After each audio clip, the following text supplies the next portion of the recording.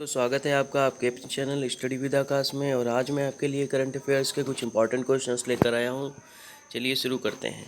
आज का पहला प्रश्न है, किसे सार्वजनिक उद्यम चयन बोर्ड के अध्यक्ष के रूप में नियुक्त किया गया है। क्वेश्चन को ध्यान से पढ़िएगा। सार्वजनिक उद्यम चयन बोर्ड के अध्यक्ष की बात करी गई है, तो ये किसे चुना गया है?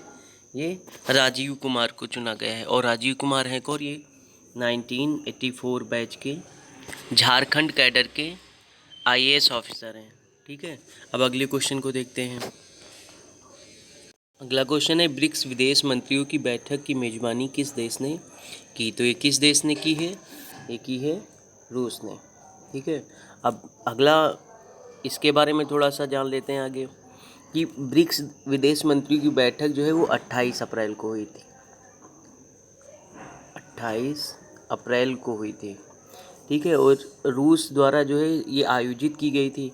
और भारत का प्रतिनिधित्व जो किया था वो भारत के विदेश मंत्री एस जयशंकर ने किया था। ठीक, एस जयशंकर ने किया था। एस जयशंकर। अब अगले क्वेश्चन को देखते हैं।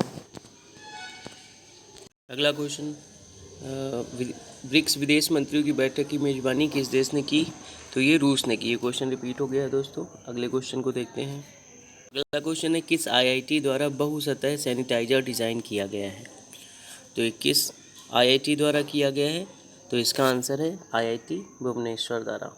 ठीक है, तो इसका जो आंसर हो जाएगा वो क्या हो जाएगा? आईआईटी भुवनेश्वर हो जाएगा। अब अगले क्वेश्चन को देखते हैं।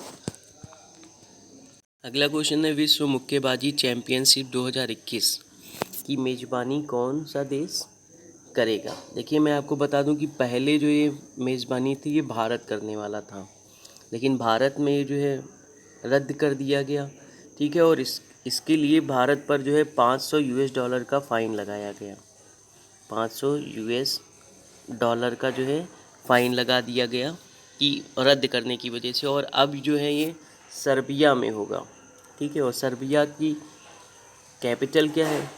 सर्बिया की कैपिटल जो है आपकी, वो आपकी क्या है? बेलग्रेड। बेलग्रेड, ये सर्बिया की कैपिटल है। और करेंसी क्या है? तो वो है आपकी सर्बियाई दिनार। सर्बियाई दिनार। अब अगले क्वेश्चन को देखते हैं।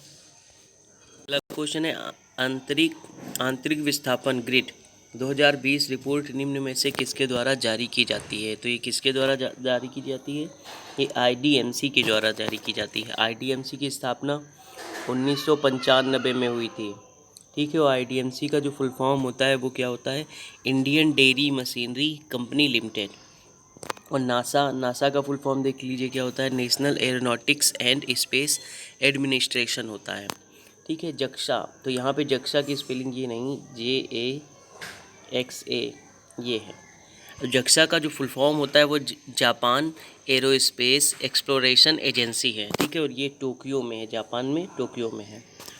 ठीक है, अब अगले क्वेश्चन को देखते हैं।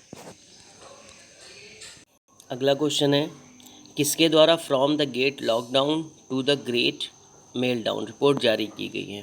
ठीक, तो ये जारी की गई है किसके द्वारा? ये आपका UNCTAD के द्वारा जो है रिपोर्ट जारी की गई है। अब मैं आपको इसरो का फुल फॉर्म बता देता हूँ। ठीक, इसरो का जो है इंडियन स्पेस रिसर्च ऑर्गेनाइजेशन है। नासा का मैंने आपको बता दिया है कि national aeronautics and space administration.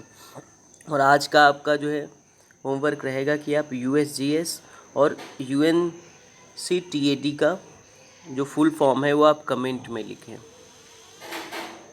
ठीक है, अब अगले क्वेश्चन को देखते हैं। किस संस्थान ने एच कार्ड रोबोट, ठीक, एच कार्ड रोबोट डिवाइस विकसित किया है? तो ये किसने विकसित किया है? ये केंद्रीय मैकेनिकल इंजीनियरिंग अनुसंधान संस्थान ने किया है। ये कहाँ पे है? ये दुर्गापुर में है।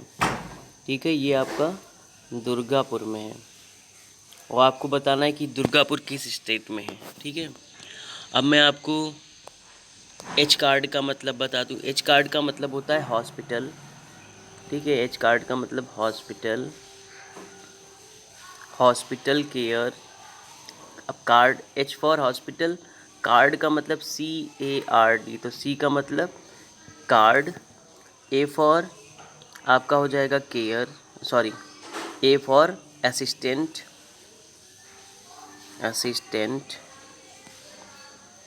रोबोटिक, R फॉर रोबोटिक्स, और D फॉर डिवाइस। आप इसको ज़रूर याद कर लीजिएगा, क्वेश्चन पूछ सकता है कि इसमें H कार्ड का फुल फॉर्म क्या है। अब अगले क्वेश्चन को देखते हैं।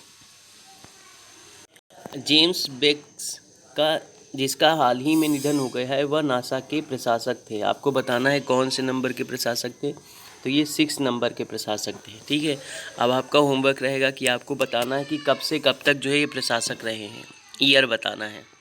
अगले क्वेश्चन को देखते हैं। अगला क्वेश्चन है, हाल ही में समुद्री ड्रिल के दौरान किस देश की नौसेना ने अरब सागर में एंटीशिप मिसाइलों का सफल परीक्षण किया? ठीक है, तो ये किसने किया है? ये पाकिस्तान ने किया है। ठीक है, अगर क्वेश्चन यहाँ पे देखिए अरब सागर लिखा हुआ है, अरब सागर। ठीक है, अगर क्वेश्चन में होता कि चीनी सागर में, ठीक, जिसमें चीन अपना कब्जा मानता है, तो उसमें जो है, उसमें आपका आंसर क्या हो जाता? US हो जाता। ठीक है, तो इसमें आप कंफ्यूज मत होइएगा। चलिए बात कर लेते हैं कैपिटल्स की। तो रसिया की जो कैपिटल है वो क्या है आपकी? मॉस्को। ठीक, और इसकी करेंसी क्या है? तो ये रसियन रूबेल। ठीक है, ये है। US की वाशिंगटन DC, पता ही होगा आपको, वाशिंगटन DC। और इसका जो करेंसी है वो क्या है? US dollar, US dollar. ठीक है, पाकिस्तान का क्या है? इस्लामाबाद, इस्लामाबाद। ठीक है, यहाँ क्या है? पाकिस्तानी रुपी, पाकिस्तानी रुपी है। चीन की बात करते हैं, चीन का क्या है कैपिटल? Beijing, Beijing. और इसकी जो करेंसी है वो मैं आपको बता देता हूँ क्लियर लिखकर, इसमें कन्फ्यूजन रहेगा आपको। चीन की जो करेंसी है आपकी, ये क्या है? रेन,